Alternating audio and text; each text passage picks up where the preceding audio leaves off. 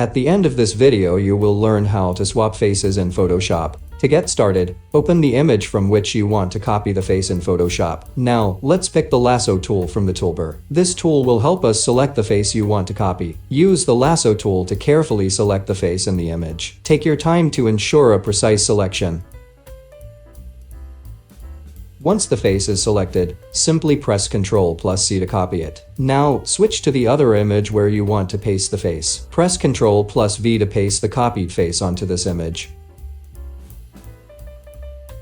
To make blending easier, reduce the opacity of the pasted face. You can do this in the Layers panel.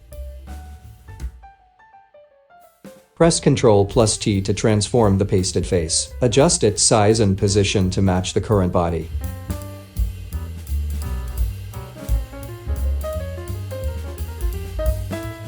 Hold the Ctrl key and click on the face layer. In the menu bar, go to Adjustments and choose Match Color. Select the source as the face you've placed over it. Increase the opacity back to 100% for a seamless blend. Make a duplicate layer of the background and hide the original background layer.